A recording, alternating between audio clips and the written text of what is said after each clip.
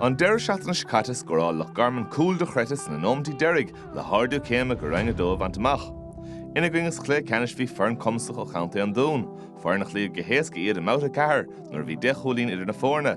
Beidir go raibh buansach an tarafa dómhsach mórta san bhagíir. Bhí brian tires ag smás a flairta a barc an croch den ceann seo.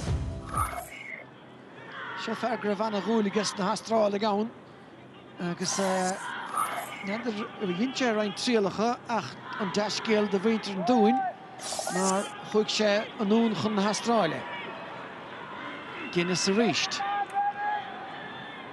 Ach tá an mún le costas an town go má Pat Havern má tá bíoch sé town ach tá an fersan cútóir. Nolan atá ag gneachtar fuid na háite, Laverty féhrún saige. Rís go chéine baile histig sa chearnóig. Jack Higgins. Spás dianta go deasige agus a réist an inniuúlach scórála gach pic chuma ag a siút. Anasach marstan denúmad caitis a chluhesra héna fihannaí le héna naidí go bhí ann an dún a spailan lásan ach búla de buintecha. Shanson le Coleman. Nis tá Loch Garman agus tá fear a prapáil haulacha denúmad goile Caite iirecht ar Buaicphointí sa bhfuil sé sin buailte go crainn manam ach go bhfuil a go Paracuse. Agus ní hen chiad cheannam líana ge ha uolacha Buaicphointí fachtam líana ge ó Hughes an son agus a rís hín spás sa móige. Callum Rogers ordeisteach leistigh den gosint go háling ar fad agus tá Cluiche son. Nis de landse ar éig ceacailóir nuair bhíon adóg séite. Corta do fachtige i bhí seachta ón Porter an son mar sin cicéir go bheith anna be. Dara Brooks a dhéchant leis.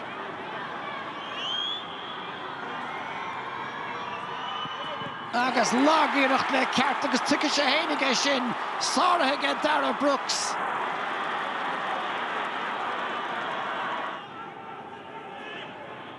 Is mar sin a réist an dún ar an ún síonsa. Agus bé seo Pat Havern a réist agus ar bheagán ama agus spáis ach tá spreáim séige. A réist cosint bha an son ag Loch Garman. Agus sospeog beidir a thugant go duine nó bertach tucaigh an luasan is nuair ná be cuine leis Glenn Malone ach róm leis an beige mar greibh sé fearre an irseo.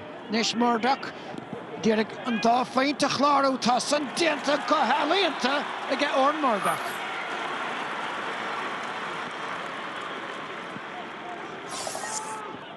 Chun na chearta thuairt an nún, há siad a dhéanamh cosint bhahan sa há siad a chuid brúid an bhar a gaide táid fad. Meg luach sa héann sa bhfuil Buaicphointí Mark Rossiter agus tá cuma úntaach ar a gceann san scór an sco.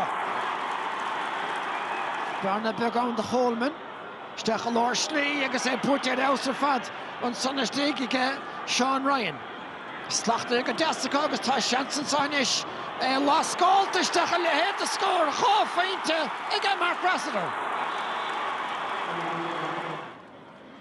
Tenny bháin na deisina tá scaoilte chunsúla cos a tarna le a dúcaigh son ina gcuine. Rossiter chuis céim deas leatíh.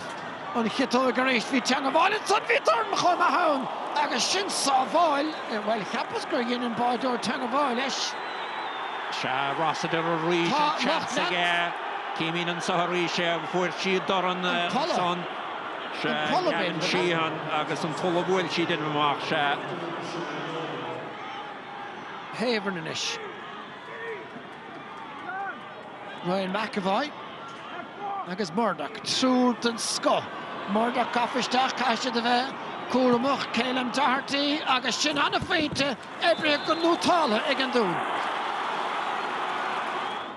Murdoch slí diantaige ach ní sin fada go leor agus tábla déanamid sa diantaige Dara Brooks.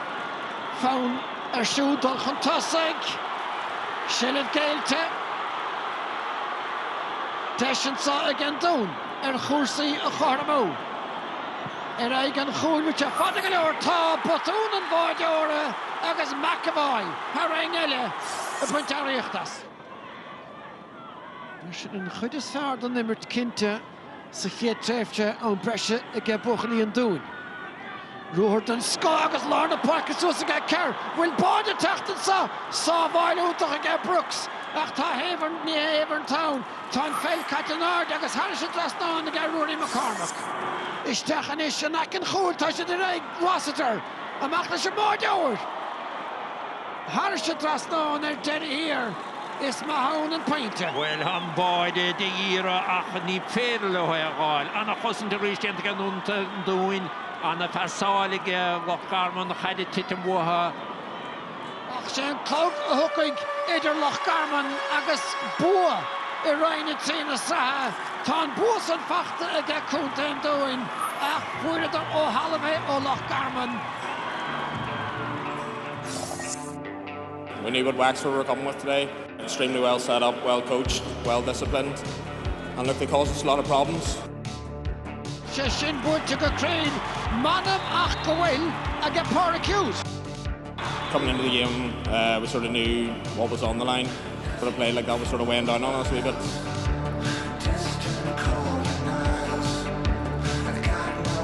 We knew that Wexford are an extremely good team, you know, back-to-back promotions. That probably led into maybe standing up them a wee bit and not pressing them, and I felt coming down the stretch whenever we did go after them and a wee bit in the second half, we got joy out of that. Agus tesin sa eigen báide agus tá pointed an scofacht go Liam Kerr. And then in extra time we showed a wee bit more quality than we had done in the first 70 minutes. Look, we knew what was on the line and the sort of objective achieved.